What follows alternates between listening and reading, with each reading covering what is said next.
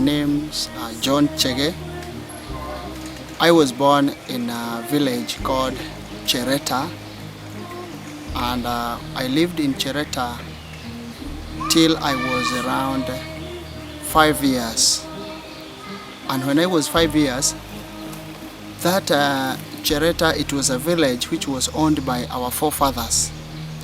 And there came a time when there were big guys, rich people, who wanted to use the Chereta that our forefathers owned. And one night they came and evicted everybody who was living there. We were taken to another area, which is now Huruma, slum where I come from. And we were told to live there for a while as the matter proceeds in the court. That was back in the year 1979. And up to now, we are still living in Huruma. Huruma is at the northern side of KARURA Forest. It's bordered by Runda at one side. The other side is Kiambu Road. And then we've been living there, and my community people have been depending on this forest. So when I was very young, we used to walk in this forest. We used to go fishing in the rivers which are in this forest. There is the Rwaka River and KARURA River. And when we were just walking inside the forest, going fishing and sometimes collecting firewood, we could find very, very strange things inside the forest. We could find even dead bodies dumped in the forest. We could find other people who were carjacked and their clothes were removed and dumped in the forest. But because we are still young, we could not see it as a great thing. There were two young guys, a boy and a girl, who were carjacked one of the fine days. They were killed and then later dumped in the forest. In the year 1998, when Professor Wangari Maathai wanted now to come to KARURA and plant trees, but during that time there were grabbers. During the former regime, there were grabbers who had bought KARURA land, and they wanted to construct big mansionettes. They wanted to buy land to build houses there. And when Wangari wanted to come and demonstrate and plant trees, first of all, she could have first to evict the grabbers, and then she could be allowed to plant the trees. When she planned to come, the rivers were flooded and there were no bridges she could access through. The gates, entrances, there were no gates by then, but there were inlets to the forest, were manned by GSU personnel, so the professor could not be able to access to the forest. She looked for an alternative, and because we were eager to conserve our forest, we assisted her. Shoulder high, we crossed one of the rivers while carrying Wangari Maathai, shoulder high, and later on we were in there planting trees. But when the GSU and the security personnel realized that Professor was planting trees in KARURA, they came fighting us. They threw stones, and there was a security group which was formed by then. It was called Kausha. And that security group is the one of the guys who threw a stone which hit Professor Wangari Maathai on her head. The people of Huruma, the people of Huruma would literally guide me and show me how to cross the marshy grounds between their village and KARURA Forest so that I could access the tree nursery that we had established in KARURA Forest. So we've been working with Professor Wangari since then. We started now with the Green Belt movement, with the different private sectors who are interested to come and reconserve KARURA again.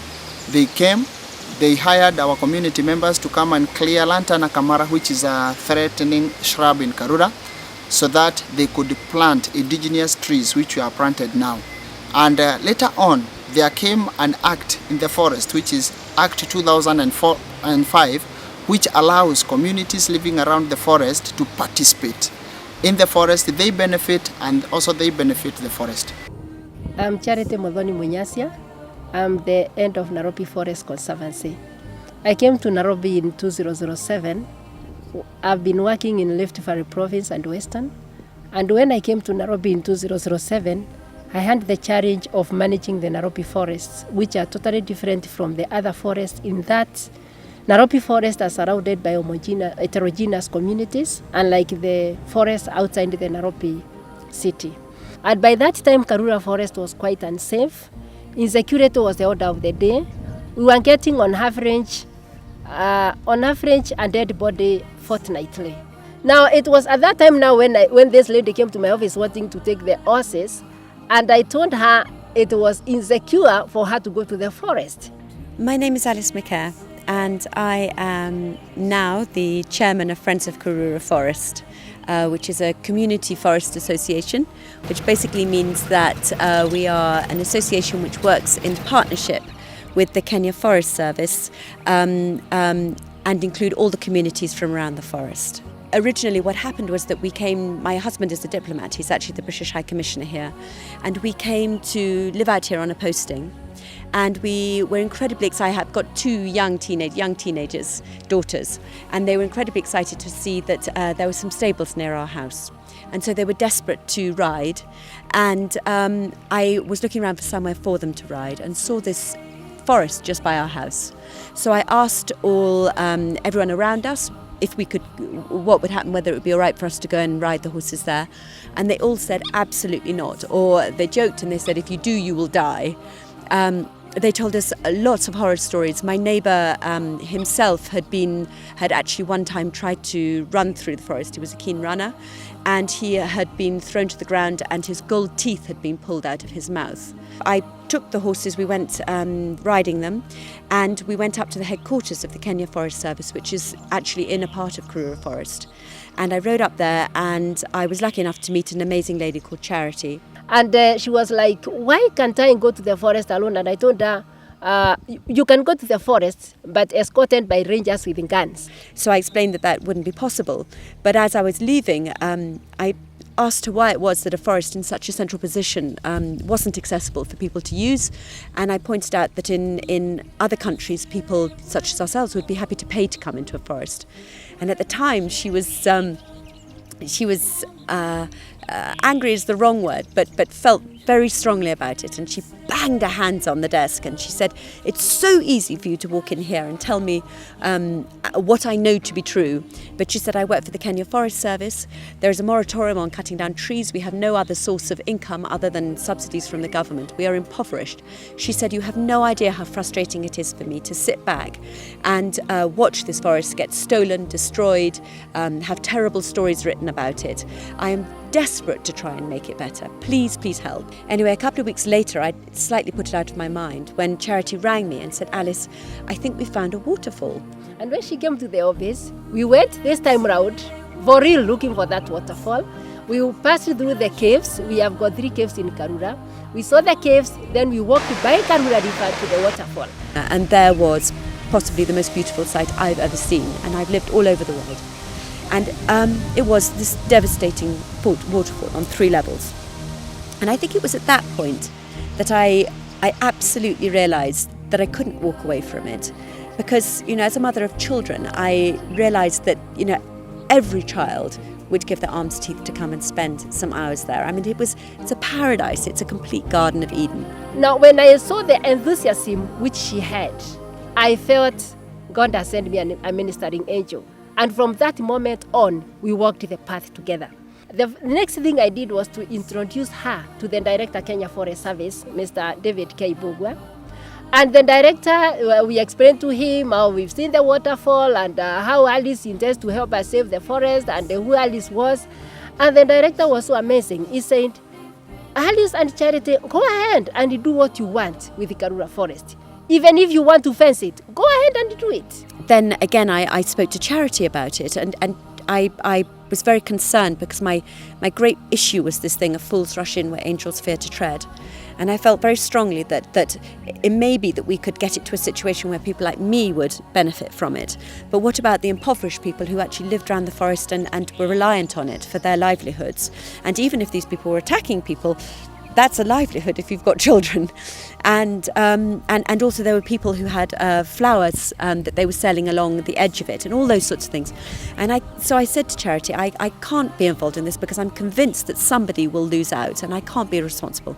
And she said, no, meet them. So she introduced me, set up a meeting, and at that meeting I met, she brought a representative from that community who is an amazing man by the name of John Chege.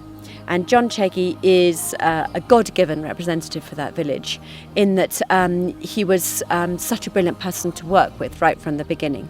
And he said, come and meet my people, come and meet this community. So they organised a meeting, and we went there, and we went into the chapel that they've got built in the slum, and we arrived, and a lot of predominantly men sort of shuffled in with very ragged clothes, terribly yellow eyes, which I understand now is a sign of people who are drinking a lot of changa, illicit alcohol, to stop your hunger pangs, and very desperate. And we sat in the church and talked about the forest and what it meant to them and things. And I was just watching. I was aware that as a foreigner, it shouldn't come from me. And we had some great community workers who were there.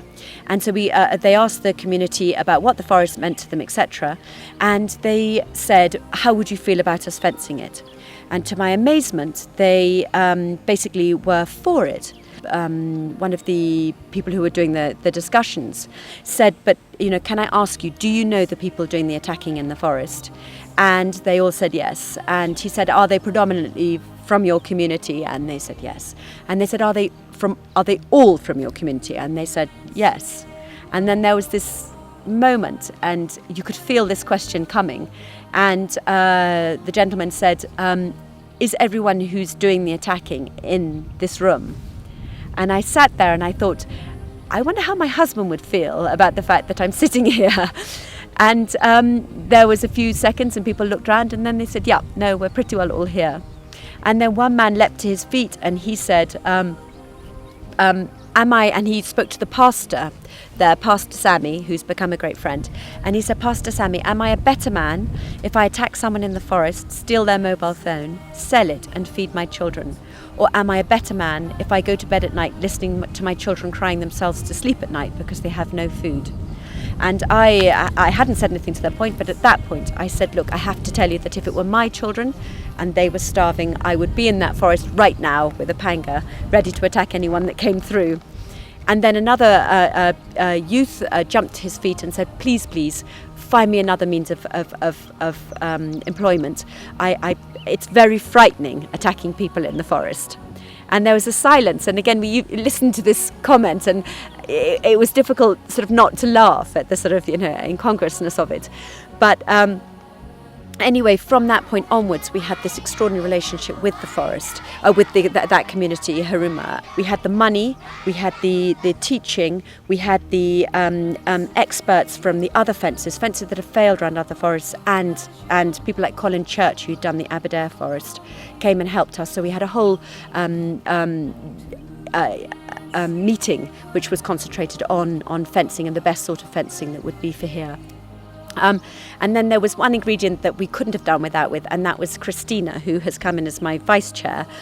Cristina is someone who not only gets things done and has not only given her life to getting things done, but she gets them done perfectly, every detail. She reads every contract, every letter. She follows it in such an exacting way, in a way that I'm completely useless at. So I run around chatting to people, and she's the one that's put it into place.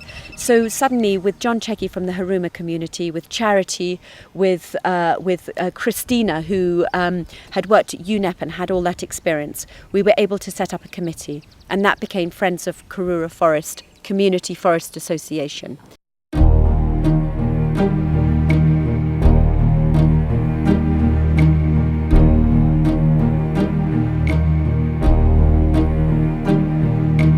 Who can say where the road goes, where the day We had an open day, our first open day, and we took people down to the forest. We took them to the waterfall.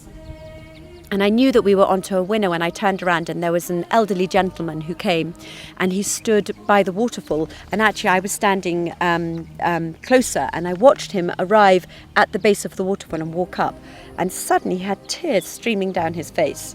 And I went to him and I said, "Are you all right? What's wrong?" And he said, "This gives me no joy." And I said, Why could this beautiful place not give you joy? And he said, "For me, I look at this, for you, you look at this beautiful waterfall and you think of all the wonderful opportunities you will have to spend here." He said, "For me, I look at this waterfall. I think of the wedding anniversaries I missed here. I think of the walks that I could have had with my children. I think of the times I could have brought my grandchildren here." He said, "My house is less than 2 kilometres from this very place. I had no idea it was here." And he wrote us a large cheque. On one side, we do want more and more people to come into the forest because we need the revenue from the gates to be able to pay for all the running costs. But on the other side, I come from a science background and I'm very interested in the forest as forest. So I would like to see with time the forest being back to the indigenous forest it was originally. I don't know if you know that a big portion of the forest is not indigenous, because in the time of the colonial time, the colonial cut the indigenous trees to plant eucalyptus, araucarias and cypress trees because they needed the fuel for the railway. So a lot of the forest, the indigenous forest, was cut. As a matter of fact, we only have about 25% of indigenous forest left in KARURA Forest. So what we would like to do, and I'm particularly interested, is in trying to slowly restore the indigenous trees in KARURA Forest. We believe KARURA is going to be a super ecotourism center, and the Nairobians can enjoy it, and even visitors from abroad. We have the Kenya Tourist Board who are also helping us in marketing KARURA, and we ask everybody else to assist us in marketing KARURA. It's a place to be. Well, I think that the future of KARURA is, the sky is the limit. I can only imagine that 10, 50, 100 years from now, I hope that KARURA will continue to be an inspiration and will continue to be a haven for all those people who love nature. Now the fence has gone in, the security is in, the community are happy, and we continue to work with them on different projects such as fish ponds, honey plants, collecting the dead wood, etc. I do believe that it is going to be a success into the future, because every person that comes here falls in love with it, brings someone else, and everyone that comes therefore will not let it go, will protect it for the next generation because they have had a happy experience.